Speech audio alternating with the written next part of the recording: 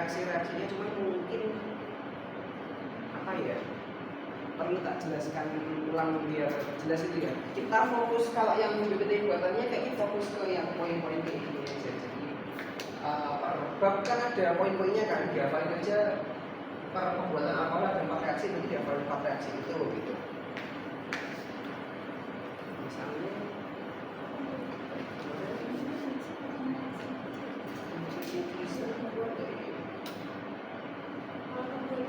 pembuatan enggak, berarti ke reaksi aja ya. Oke, fokus ke reaksi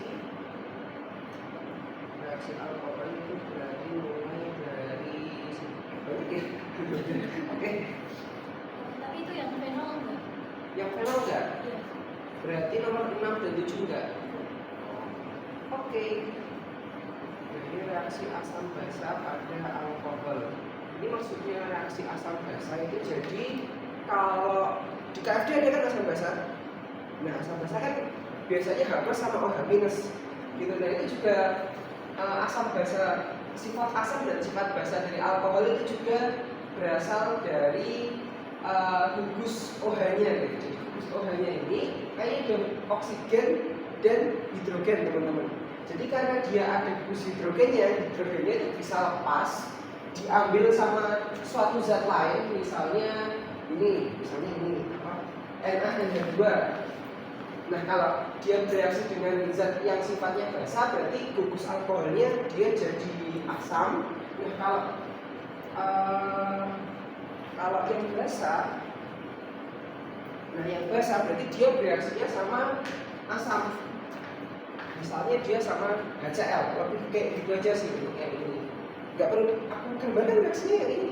Kayaknya ini lebih ke apa ya, ngulang materi di KFD. Cuman kalau di KFD kan biasanya jelas ya, kalau KOH basa, HCl asam. Cuman kalau di sini alkohol itu dia bisa jadi asam maupun jadi basa.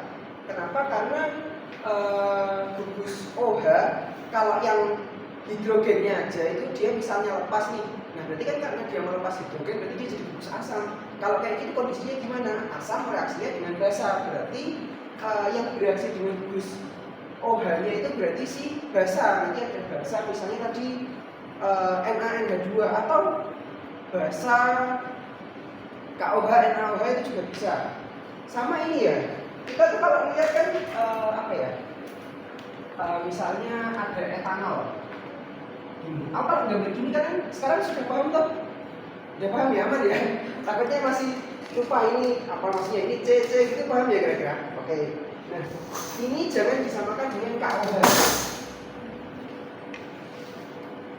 Bentuknya sama-sama ada OH-nya, cuman ya beda karena ini struktur senyawa organik, ini struktur senyawa ionik atau anorganik gitu. Jadi kalau OH di senyawa organik yang ada CC panjang itu dia jadi alkohol, bukan jadi basa gitu. Tapi kalau di suatu senyawa ionik dia jadi basa, misalnya KOH, NaOH atau misalnya LiOH itu dia jadi basa. Kalau di sini dia jadi alkohol, dan alkohol itu bisa jadi asam ataupun basa seperti yang aku bilang tadi, gitu ya. Itu nanti kita lihat soalnya aja dia direaksikannya sama asam atau sama basa. Kalau sama asam berarti nanti dia OH-nya menerima H+, jadinya yang kayak gini. Kalau terima basa berarti nanti H+-nya diambil gitu. Dan kalau H+-nya diambil tuh karena nanti kan jadi bentuk apa, misalnya ini ya, direaksikan sama asam, sama basa, direaksikan sama KOH ini. Nah, dia nanti jadi O- ini ya misalnya. Nah, kayak gini. Nah, ini dia bisa nyerang zat lain, misalnya nyerang aldehyda atau nyerang apa ya, bisa banyak lah. Pokoknya yang ada gugus perginya. Pernah dengar gugus pergi? Gugus pergi itu apa ya? Gugus yang dia itu udah lepas. Misalnya itu juga termasuk gugus pergi, guys. Yang oxonium ion itu dia termasuk salah satu contoh dari gugus pergi. Kenapa? Karena dia tangannya lebih dan dia bermotor positif, kayak nggak stabil gitu. Nah, itu O-nya bisa lepas. Itu salah satu contohnya aja. Itu kayak kalau kamu ingat ada reaksi SN1, itu SN1 kan biasanya kayak ada yang lepas duluan kan. Nah, itu ada gugus perginya. Nah, itu juga jadi kayak reaksi SN2. Nah ini bisa jadi reagen yang menyerang di reaksi SN2 gitu. Gimana? Jelimet gak aku bilang sendiri? Aman ya? Oke. Kita lanjut ke reaksi selanjutnya aja. Nah ini bisa jadi awalan buat reaksi selanjutnya nih. Nah ini yang maksud tadi itu ini. Jadi ini jadi yang lepas sih, dan jadi yang terang ya. Oh iya, nah kayak ini. Jadi dia ROH2 plus, ya kan? Kelihatan toh? Apa tuh? Ini ROH2 plus. Jadi awalnya dia kan ROH, dia permitting group. Kenapa ya? Karena dia stabil dalam bentuk alkohol doang, itu dia stabil, cuma bisa terjadi reaksi asam basa gitu. Kayak kalau ini kan reaksi asam basa nih. Ini salah satu contoh reaksi asam basa yang tadi aku maksud. Jadi alkohol tambah asam. Nah karena dia asam kuat, jadi alkoholnya jadi basa. Alkoholnya jadi basa, berarti kan dia basa itu menerima H+ gitu. Menerima H+ berarti dia jadi LOH2+. Ketika dia jadi LOH2+, ada muatan positifnya kan. Kalau ada muatan positifnya itu apa ya? Dia jadi gak stabil. Jadi ketika suatu zat, umumnya ketika suatu zat dalam bentuk tanpa ionik, dalam bentuk ROH gitu misalnya, itu stabil. Kalau dia dalam bentuk muatan, dia biasanya nggak stabil. Nggak stabilnya dua macam. Nggak stabilnya bisa dalam bentuk positif atau negatif kayak itu. Kalau dalam bentuk positif, nanti dia cenderung lepas. Jadi nanti dia jadi gugus pergi. Kalau dia dalam bentuk negatif, dia nanti nyerang, jadi nukleofil gitu. Prinsipnya itu untuk reaksi substitusi ini gitu. Aman? Oke. Lanjut ya. Bisa kamu? Insya Allah. Masya Allah. Mekanisme umumnya kayak gini, bisa terjadi reaksi SN1 atau SN2 gitu. Itu tergantung, biasanya nanti tergantung sama C-nya. Ingat ada C primer, ada C sekunder, ada C tersier. Itu sangat-sangat berpengaruh terhadap mekanismenya mau SN1 atau SN2. Kalau SN1, jadi yang satu itu nanti dia itu reaksinya dua tahap. SN1 itu kayak pokoknya ada yang lepas dulu, ada yang kosong, baru bisa diisi gitu. Nah, faktor-faktor yang SN1 pertama, ada yang gugus pergi yang baik, misalnya OH2+ tadi. Kedua, ada karbokation yang stabil kalau di sini. Nih, apa namanya?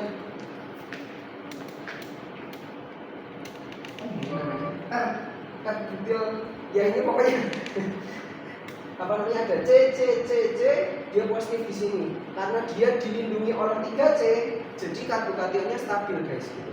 Kalau dia cuma satu, misalnya kayak gini doang di ujung, misalnya kalau kayak gini kan, ini misalnya nanti bentar, aku ubah ya. Misalnya ini aku jadiin OH2+, ini ya.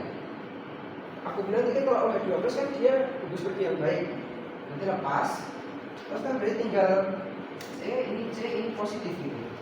C di sekitarnya C ini cuma ada satu. Nah ini susah kalau jadi karbokation yang stabil. Jadi kalau kayak gini pasti nanti reaksinya SN2 mekanismenya. Gitu. Kenapa sih kok harus tahu SN1, SN2? Karena ini juga berpengaruh terhadap bentuknya. Aku nggak tahu kalian diajari ini nggak, regioselektivitas nggak? Nah nggak. Tapi diajari nggak dia? Ayo. Lupa ya. Next. Sempat ya di spill tentang regioselektivitas, atau jadi intinya itu kayak posisi atas bawahnya gitu. Jadi kalau SN1 ketika sudah kayak gini, dia diserang dari atas bisa, dari bawah bisa gitu. Jadi nanti nukleofilnya ngisi dari atas atau dari bawah. Tapi kalau reaksi SN2 nanti pasti kebalikannya gitu. Kalau dulu Pak Sarjiman ngomongnya payung jeplak. Jadi maksudnya gini, kalau SN2 ini gambaran sedikit ya. Misalnya gini, ini yang mau lepas, ini gugus perginya. Nah, nanti dia diserang nukleofil dari sini. lepas, ini masuk, jadi payungnya dari sini pindah ke sana gitu, maksudnya kayak gitu.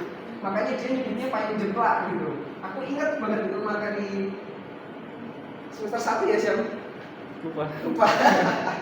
Jadi intinya kayak jadi kebalik gitu. Dan ini berpengaruh besar banget terhadap hasilnya gitu, karena udah diajarin tentang R sama S juga kan.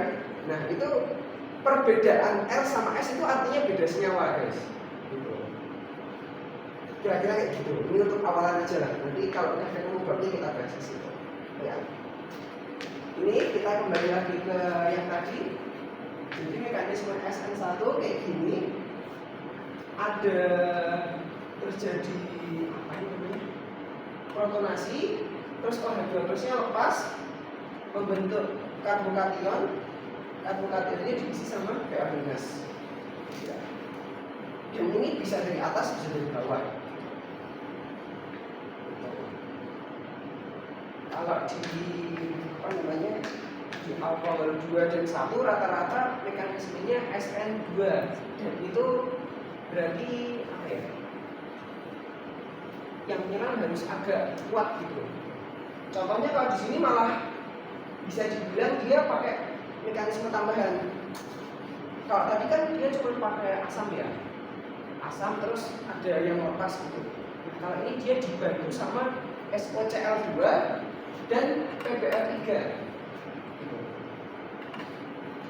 SOCl2 dan PbR3. Bahasanya gimana ya? Kalau misalnya ini OH aku reaksikan pakai HCl, ini agak sulit gitu. Kenapa? Karena Cl minus itu nggak terlalu kuat, dan ketika OH-nya aku protonasi terus lepas, jadi kayak gitu sulit. Karena posisinya di alkohol primer atau sekunder gitu. Jadi dia harus dibantu sama senyawa SOCl2 sama PbR3 gitu.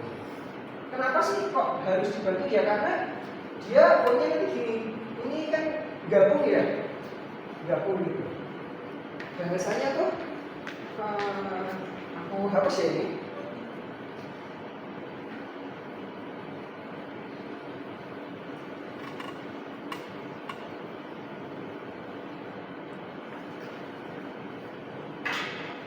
Bahasanya tuh ketika C terus O terus SOCl2 misalnya SOCl. Jadi awalnya sebenarnya gini sih bentuknya, SOCl Cl gitu. Tapi terus dia diserang sama O-nya, jadi mekanisme reaksinya, oh aku bikinin mekanisme reaksinya bentar dulu biar jelas. Ini misalnya C, ini OH, terus ini ada SOCl2, ini Cl, jadi dia O-nya diisi di sini. Nanti sebenarnya mekanismenya nanti ikatan rangkapnya ke atas dulu, gitu. Terus nanti ikatan rangkapnya turun lagi, gitu. Terus Cl-nya lepas.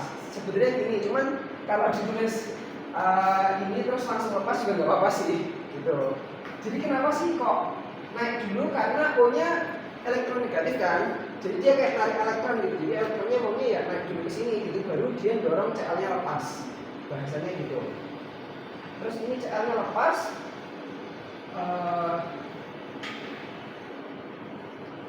Nanti kan berarti dia jadi bentuk ini CO, terus ini gabung sama S, ini O, ini Cl ini kan, ini ada ini ada muatan positif diambil sama Cl minus. Ini masuk, terus ini lanjut reaksinya, ini ke CO, terus ini S, ini O, ini Cl, gitu ya. Nah, ini ada O, di sini ada S, ada O, ada Cl. Semuanya gugus penarik elektron. Karena semuanya gugus penarik elektron, maka elektronnya tertarik ke sana semua. O-nya jadi gampang lepas. Gitu. Ketika O-nya jadi gampang lepas, dia mudah didorong sama Cl minusnya.